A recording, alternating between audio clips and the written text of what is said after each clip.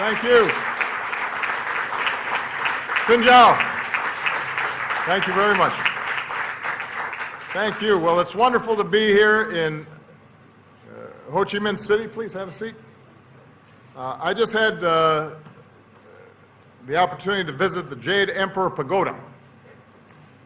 And I think going from a 100-year-old sacred temple to this 21st century dreamplex is, I think, a wonderful expression of the evolution that's taken place here in Vietnam, a country that honors its history, but is also boldly racing towards the future. And that's also the story of this city. This is a city on the move, and we could see as we were traveling in from the airport all the activity that's currently taking place. And I'm not just talking about the traffic, although I do think it might be easier to be on a motorbike than a motorcade. But this city, like this country, is full of energy. You can see it in the skyscrapers shooting above the horizon and the shops that are springing up in every corner. You can see it online, where tens of millions of Vietnamese are connecting with each other and with the world. And you can feel it here at Dreamplex, where ideas are becoming a reality. I just had a chance to see some of these ideas in action. Young people who are making things happen.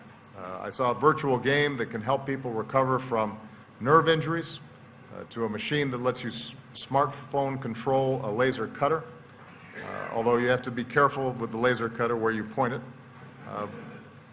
But some of this energy may be due to your famous café Tổng. That stuff is strong, I understand.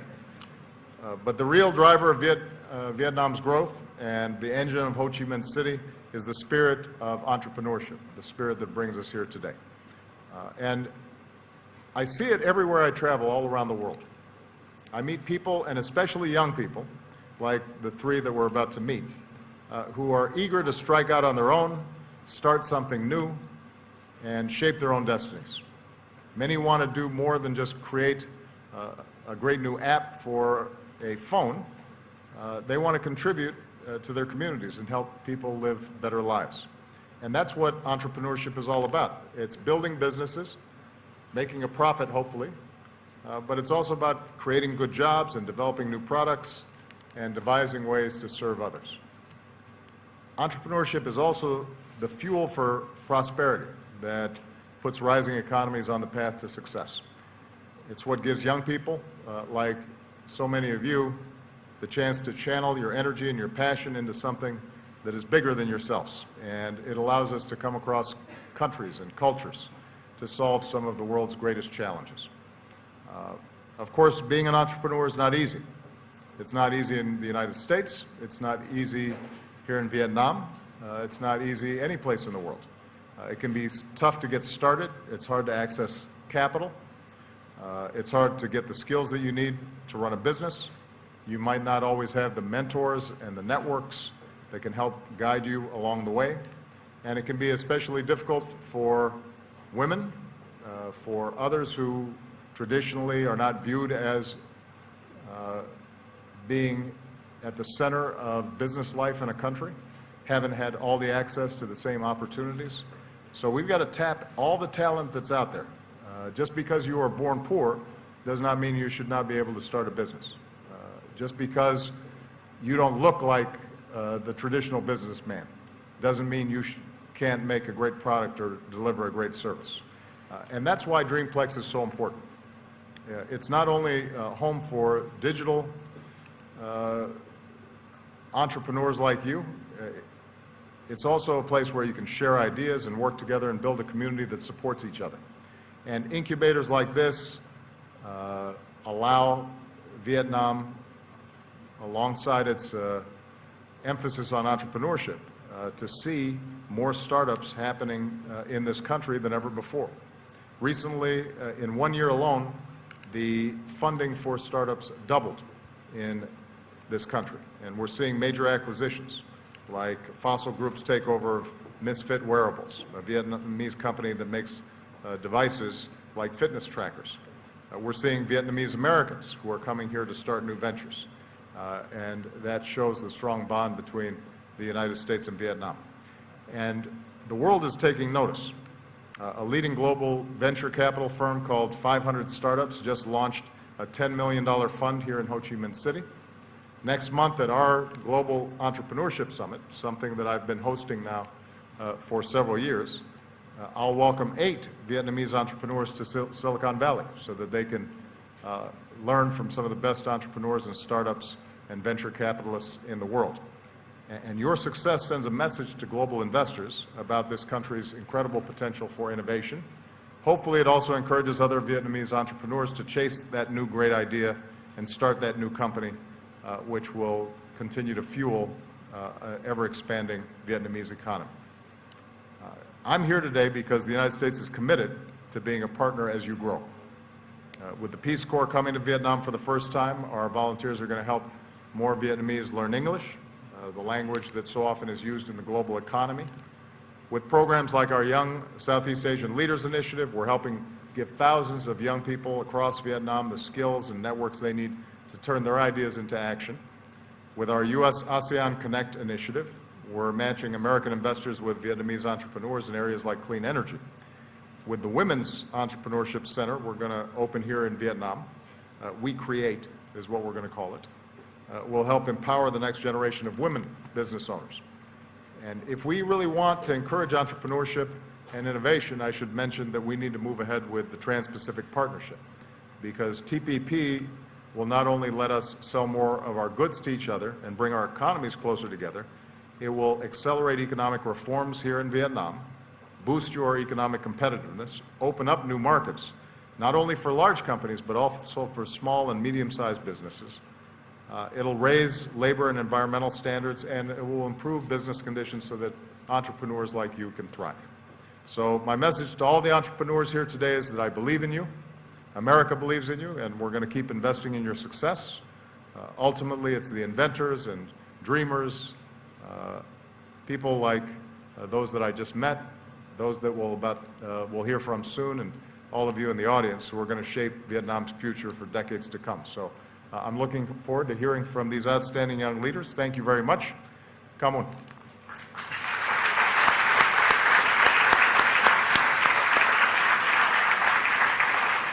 So I'm just going to introduce very quickly these outstanding young business people who are leading the way here in Vietnam.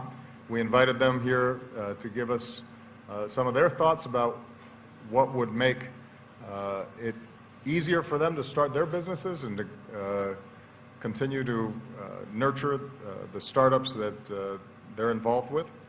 The first is Qua Pham, who's the Director of Legal and Corporate at Microsoft Vietnam. We have Lê Hoang Oyen Vi, who's the founder of Aderoy, which is aiming to become the Amazon of Vietnam. And we have Duty Thuy Hang, who's the Vice President of Seedcom, which invests in Vietnamese companies. So please give them a big round of applause, and we'll start our conversation.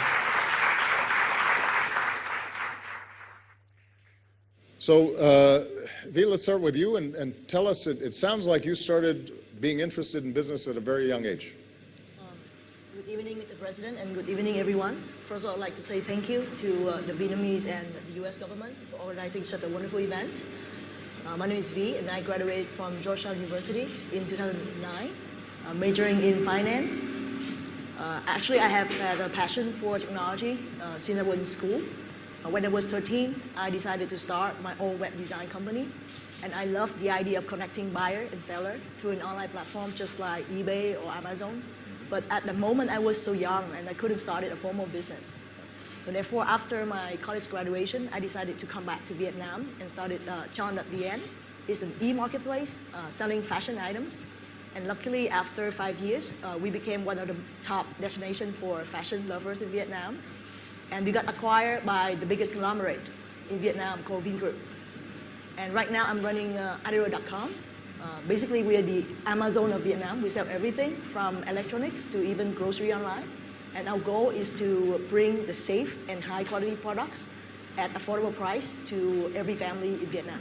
That's great.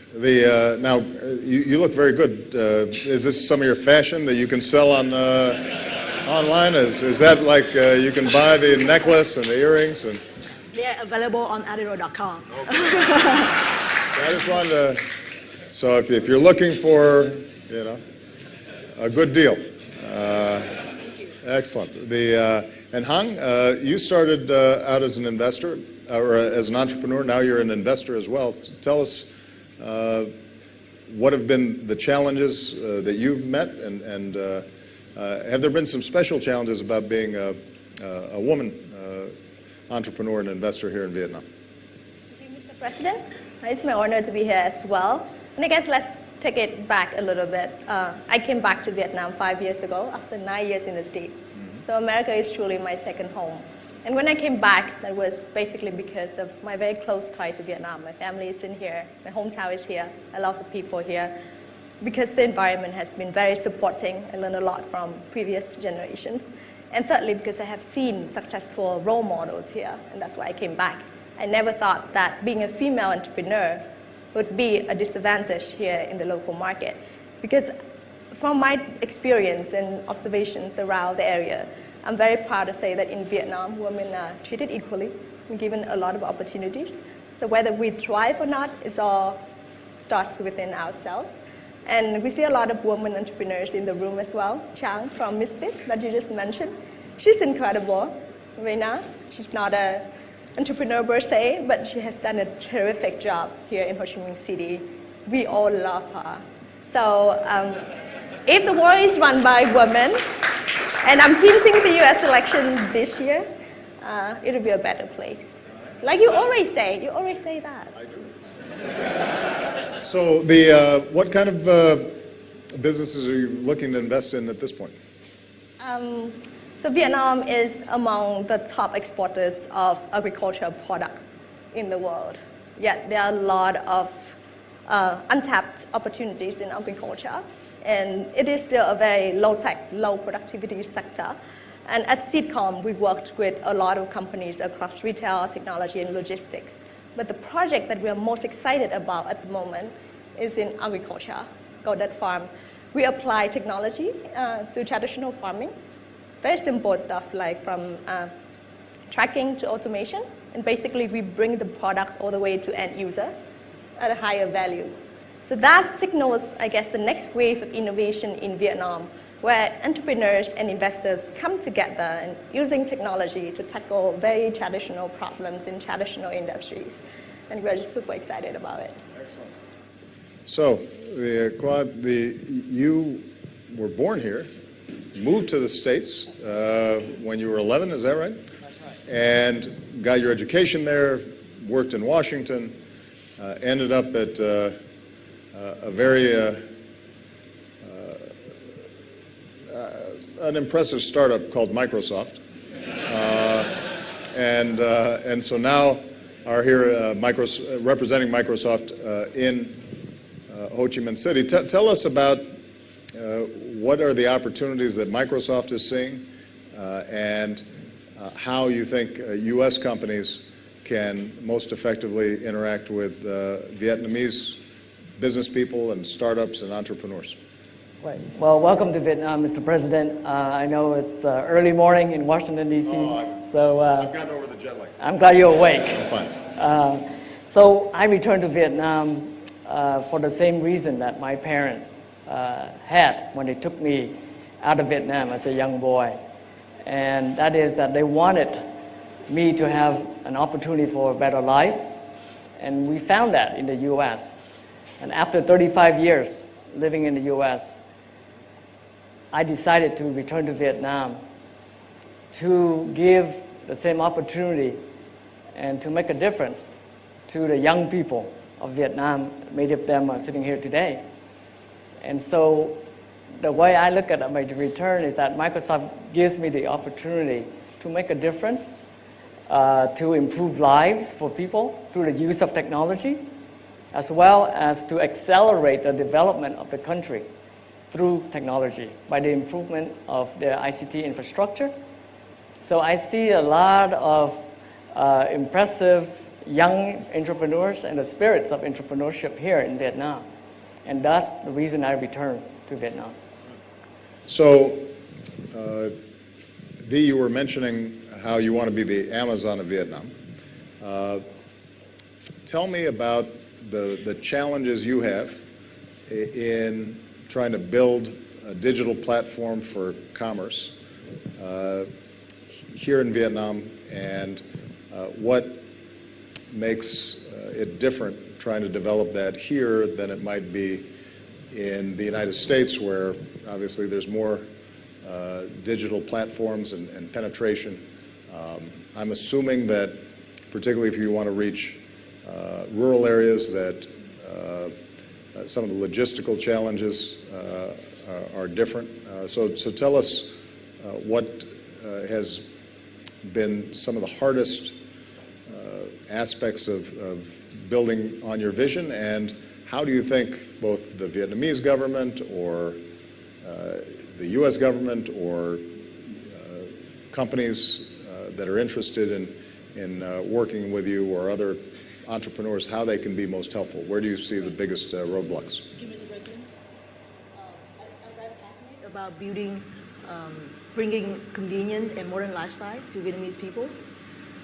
So imagine that a working mom has a job from 6 to 9, from 9 to 6, and then after 6 p.m. she has to rush to the supermarket to shop for her home dinner. It probably takes her an hour to get home and then ready to cook for the family. Because the traffic is... Right, traffic jam. So basically imagine that one day she can sit in her office and order all the ingredients, and when she gets home, the ingredient will be ready for her to cook dinner for her family. So every day we can save her an hour to spend more time with her family. Imagine that we can save her 360 hours per year, which translates to 7,300 hours over 20 years, which is equivalent to almost a year. So we can save a woman a year over 20 years. So that's our dream. But basically, it's very challenging, because even online grocery in America is difficult because of the infrastructure. It's very, very difficult for us to get the items to the customer on time. And especially, we have the commitment to deliver it within 2 hours, which is quite impossible when we first started. But then we are very committed. So we build our own delivery infrastructure.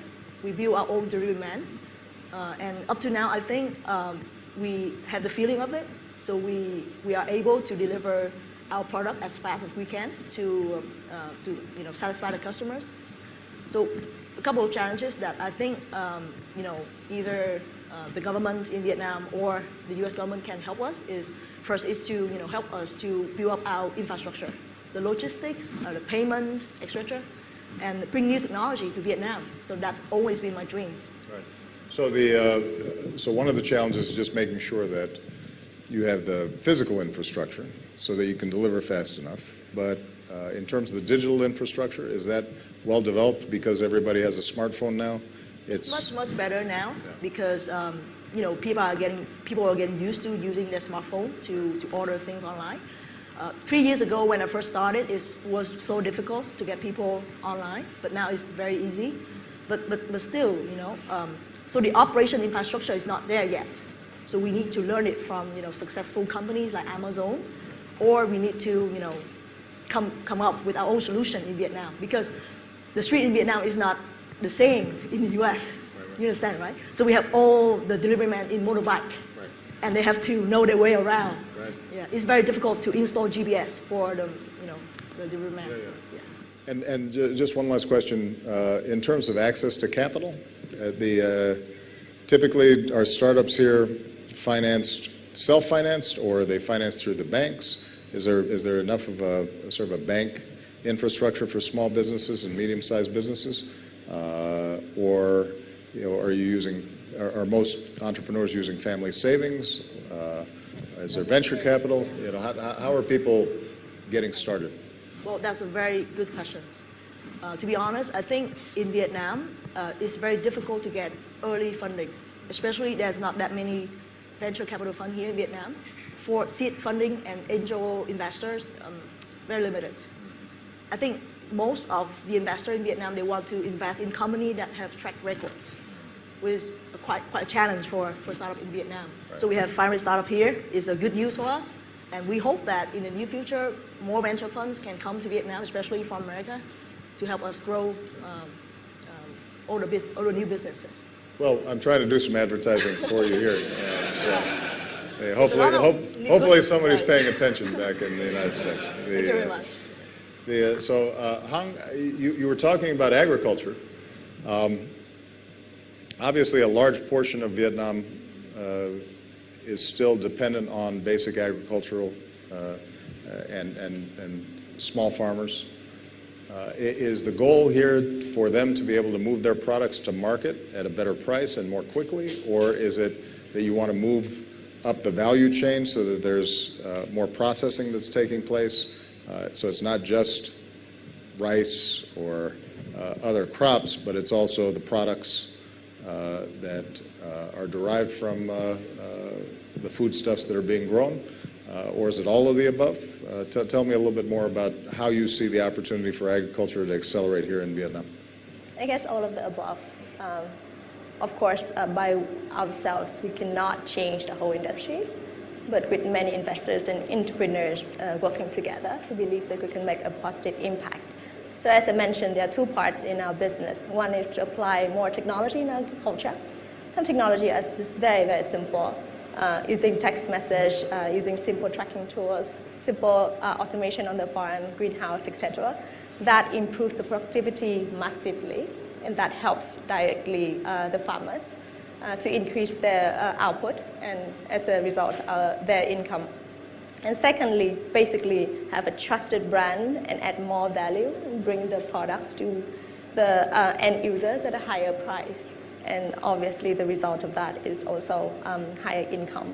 And we understand that there are a lot of challenges, like Dee mentioned. The logistics is not there yet, quite yet. The infrastructure, there's still a lot to do. But we have a very young team in Đà Lạt, where our farm is. And we have I know personally, a lot of people, young people, who start their work in agriculture. And we have so much passion and energy and drive. And beyond that, we even have a strategy and action plan to make this happen. So hopefully in the next few years, you see some very positive change in agriculture in Vietnam. Excellent. Quang, when you think about business here versus business as you're accustomed to seeing it in the United States, what are some of the big differences? And are there particular areas where you think strategic investment would really make a big difference in helping all these startups take off? And in terms of Microsoft's strategy, are your main clients large businesses and just helping them with respect to IT, or are you also working with some of these smaller startups to see how you can grow their businesses and hopefully help them really take off? I'm sure you have heard from Satya Nadella, our CEO. Our company mission is to empower every person and every organization on the planet to achieve more. And I think there's no better market to do that than in Vietnam because of the young entrepreneurs that we have here and the internet penetration, the mobile base that we have here with young people. And I think that in terms of capturing the opportunity, I think that's important for us to look at for our government and businesses and entrepreneurs to really balance the opportunity and the responsibility in this new world that we live in, which is the mobile first, cloud first world. And so if you look at the challenges in that respect, I think public policy, regulatory environment needs to be more conducive, right? Need to be modernized to address the digital economy. And I think that Vietnam is not unique in that space as a developing market. I think in the U.S., the same is being faced with, how do we deal with e-commerce, cross-border taxation issues, and things of that nature. But I think that Vietnam can leapfrog other markets and seeing and capturing that opportunity. And for Microsoft Vietnam in particular, we have a national empowerment plan that basically mirrors the government ICT master plan by 2020 to really develop Vietnam's ICT advanced nation. And so in that regard, we look at the three key pillars, which is the ICT infrastructure of the country, helping really secure the cyber security apparatus of the country, really looking at the issue of privacy, data protection, the ICT infrastructure for a national cloud, to really take advantage of that. And also our investment in the second pillar, which is about small and medium-sized enterprises. I think that is going to be the driving factor for the economic growth of this country. We have about 500,000 SMBs, businesses here in that size. And so I would say that the startup community is also the micro businesses that are starting out, and we have programs that provide free software, free cloud services to these startups. So this way they can really focus on developing the best products. And then obviously the education side, we really have to look at capacity building.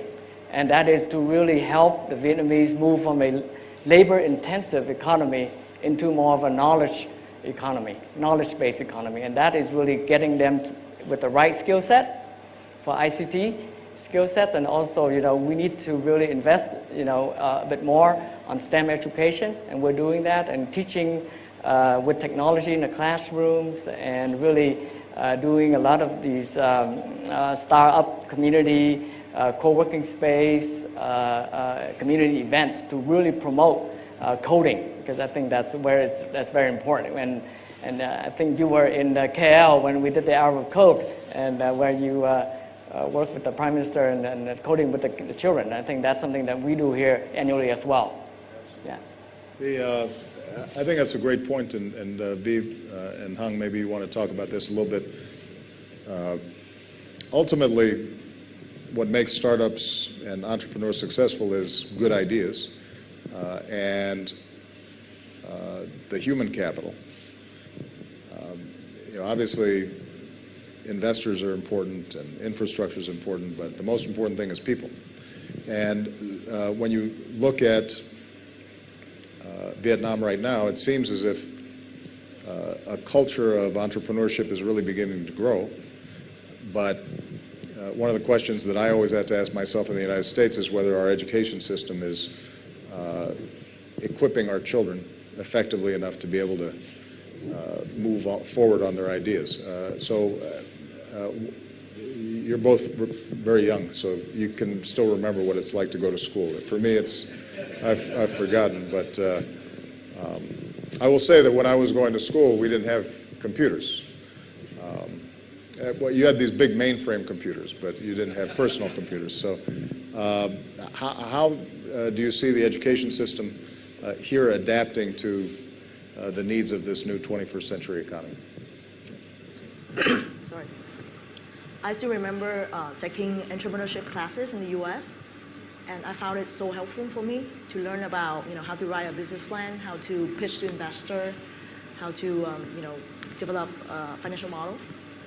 And I think when I got back here, I don't find that many entrepreneurship classes in Vietnam. So I think that there's an empty area that we can tap on. And secondly, I think after the startup get funding, I think they also need mentorship program. Those are the things that really helps the startup community here in Vietnam. And I also think that I used to be an exchange student. I came to the US when I was 17. I'm very thankful for that because I learned so much about innovations, and I learned how to dream big and always hope for a brighter future. So I think there's a chance for us to also create exchange program, not just for students but for working adults. Especially we can send young startup to do on-the-job training or internship program at some U.S. company. So those are the things that I really want to to get to the audience. Good. I would like to add to what we just said is the power of technology. Again, I go back to this point. With technology, really, students nowadays have access to a lot more information, a lot more well-informed, and education opens a new sector for startups to come and basically kind of disrupt the sector. So our friend here at Global Shapers, he has his own education startup. Another friend that we know very well, Tu, she launched Elsa, that helps students to learn English through an app. So all of those examples, you can see that technology basically just opens the doors and opens opportunities for Vietnamese students to access to global knowledge. And the evidence of that is most of the team that I work with in Vietnam for my previous startup and even at many companies at Sitcom right now, they're all educated in Vietnam. I'm one of the very lucky few that got, years of education in the States. But I respect my colleagues a lot every day for they're so smart. They learn in Vietnam. They learn not only by going to school, but also by doing, by talking to older people, and obviously learning from the internet. So I do think that technology is changing education. Well, Kwa was talking about leapfrogging. One of the things that you're seeing in countries all around the world is if they hadn't already developed a telephone infrastructure with cellular or with landlines and telephone poles and underground tunnels, now suddenly they just go straight to cellular towers and smartphones. And banking is done there, and commerce is done through phones, and so they've leapfrogged over the infrastructure requirements of old systems.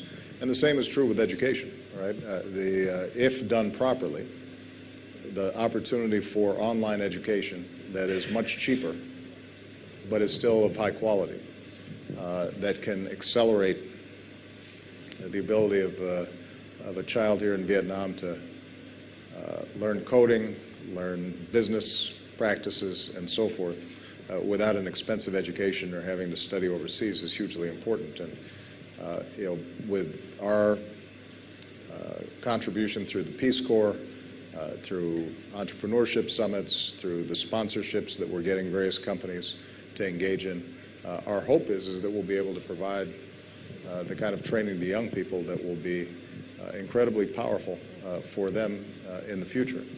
And we want to thank the Vietnamese government for their cooperation, because a lot of these systems that we're trying to build we could not do if it were not for the strong support that we're receiving from them.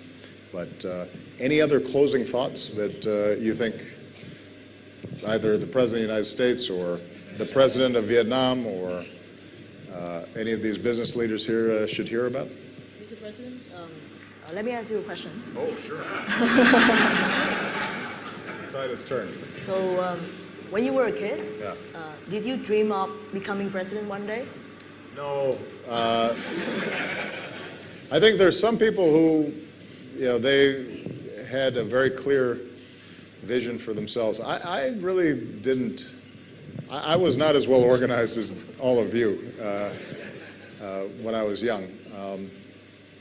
I think it wasn't until I was in college that I began to develop a sense of wanting to make a difference. And even then, I did not know exactly how I might do it. I was actually very skeptical of politics because I thought politicians weren't always looking out for the people. That too often I thought they were looking out for themselves. So I actually worked in communities to try to hold politicians accountable. That was the first job that I did in nonprofit, the nonprofit sector. So it wasn't really until I think I finished law school that I thought that I might be interested in public service. In fact, I went to law school with now as my trade representative, our ambassador, Michael Froman, and he was much smarter than me. But it wasn't until I came out of law school that I thought that maybe I might run for office at some point. But the important point I think I want to make is that so many of the young people here today, certainly all of you, Kwa, you sort of qualify as young. You're young at heart. These two are young. You're younger than me. But so many of the young people I meet today, I think, have a different idea of their careers and their lives. I think they're much more sophisticated.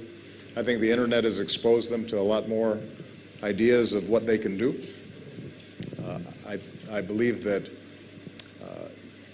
many young people recognize that the old system where you find yourself a job and then you work in that same job for 30 or 40 years is less likely to be the path for them because the economy is just changing so quickly.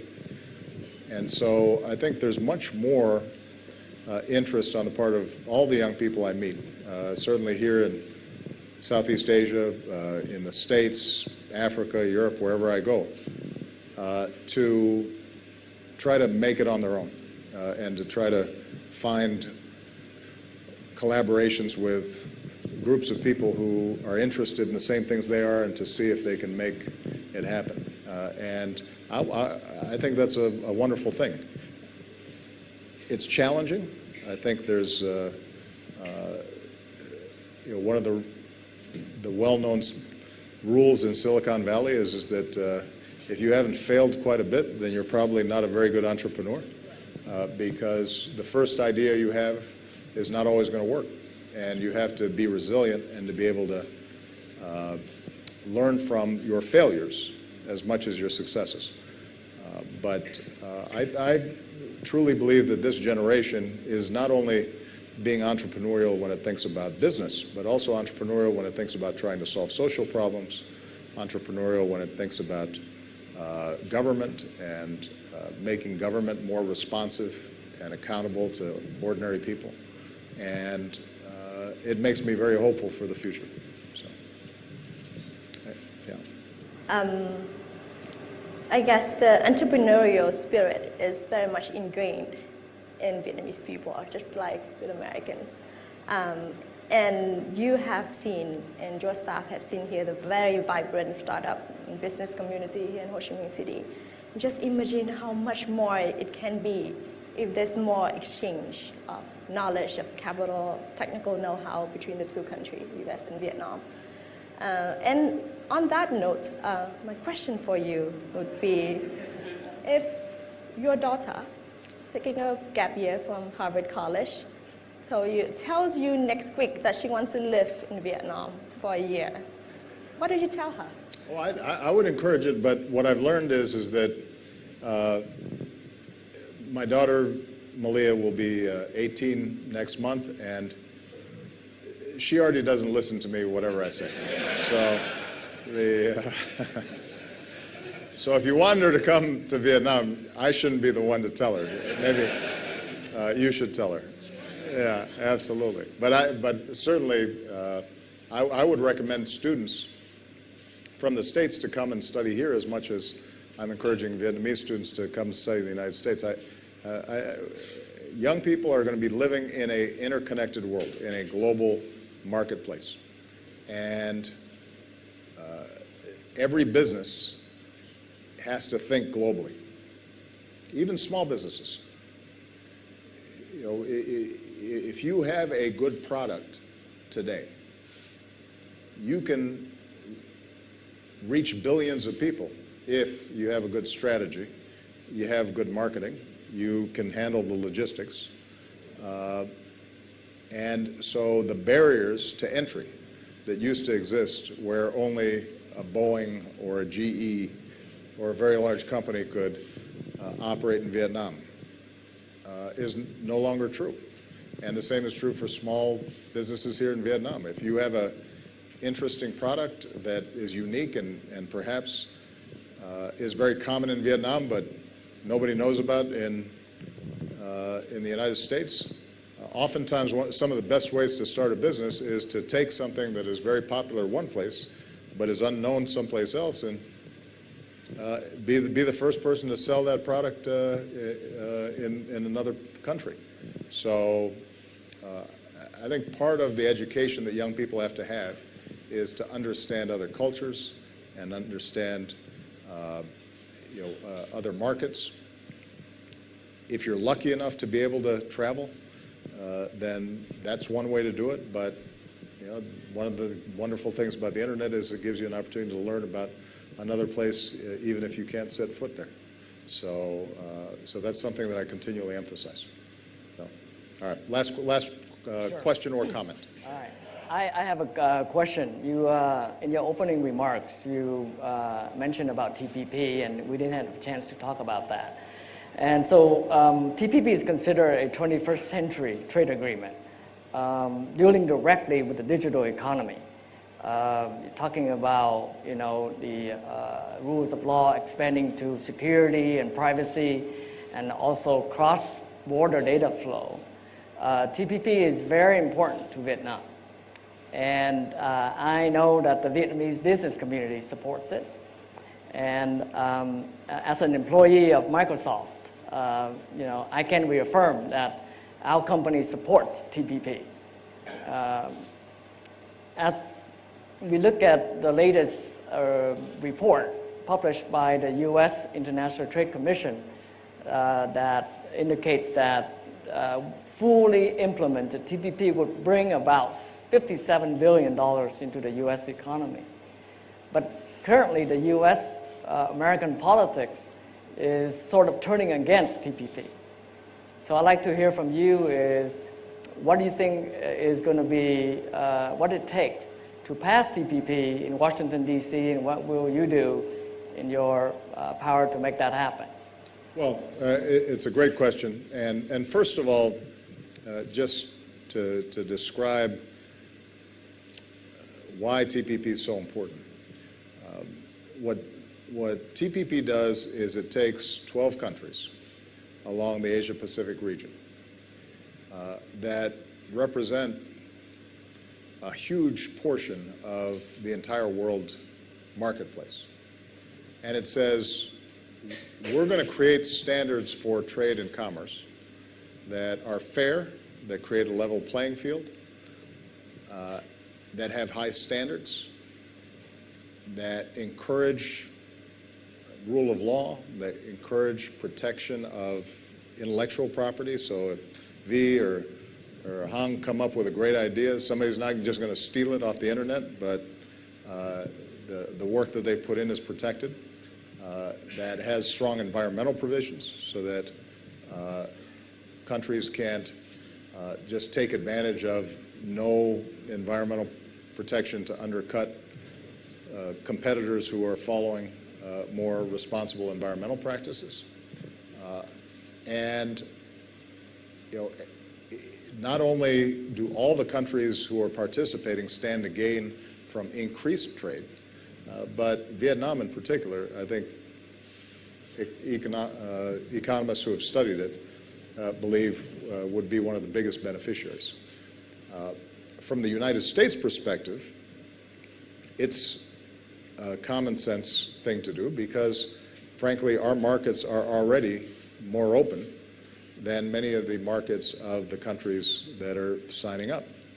So Japan, for example, is able to sell a lot of cars in the United States, but has a lot of problems importing beef from the United States. And what we've done is to make sure that a lot of the tariffs that are currently being placed on U.S. exports and U.S. goods are reduced. And so it'll create a better environment for U.S. businesses, particularly because of some of the intellectual property protections. A lot of what we sell today are are products of our knowledge-based economy. And so it's a smart thing to do across the board. Now, the problem in the United States around trade, and this is not new, this has been true for the last 30 years, is that some of the previous trade agreements did not have enforceable labor protections or environmental protections. I think when China came in to the WTO, it was able to take advantage of the growing global supply chain, and a lot of manufacturing shifted to China in a very visible way. So a lot of Americans saw companies close and saw what they viewed as their jobs being exported to China. And some of that happened in Mexico with NAFTA as well. And so the perception was that this is bad for U.S. workers and U.S. jobs. If you look at the data, then what is true is that some manufacturing jobs were lost as a consequence of trade. On the other hand, other sectors of the economy improved significantly. And overall, it was good for the U.S. economy. But I think that in the design of some of the old trade deals and some of the mistakes that may have been made in the past, people became suspicious of trade and worried that if we do TPP, then the same pattern will repeat itself and U.S. will lose more jobs. My argument is that if you're dissatisfied with the current trading arrangements where tariffs are placed on U.S. goods, but other people's goods are already coming into the U.S., why would you want to just maintain the status quo? Why not change it so that everybody's operating in a fair and transparent way?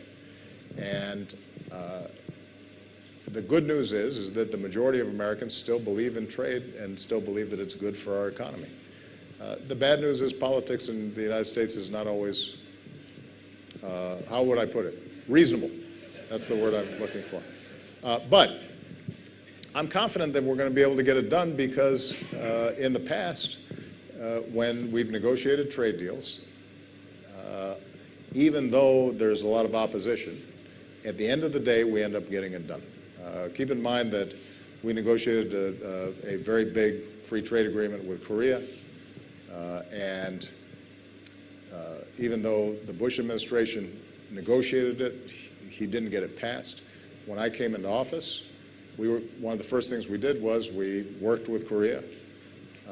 We made some small modifications to some of the terms, and we got it done, and it's in force today. The argument that I've made, and I will continue to make in the United States, is that we're not going to be able to end globalization. We have to make globalization work for us. And that means that we don't try to put barriers and walls between us and the rest of the world, but instead we try to make sure that the world has high standards, treats our companies fairly, and if we do that, I'm confident we can compete with anybody. So, nothing's easy in Washington these days. But, despite sometimes the lack of cooperation with Congress, I seem to be able to get a lot of things done anyway. It could have been easier. I would have less gray hair if Congress was working more effectively. But we do have some members of Congress who are here. That's Congressman Castro and Congressman O'Rourke, who are two outstanding young congressmen from Texas. They're strong TPP supporters, and we're very proud of the work that they've done. So, we're just going to have to work hard to convince some of their colleagues, but ultimately I think we can get it passed. So, well, everybody, I think that if you had any doubt about the outstanding future of Vietnamese entrepreneurs, then all those doubts have been pushed away because of the outstanding presentations by these three individuals. Give them a big round of applause. Thank you so much. Thank you so much. Thank you. Thank you. Thank you very much. Come on, we'll get a good picture here. Come on. Pete, on the stage here. Come on. I'm much taller.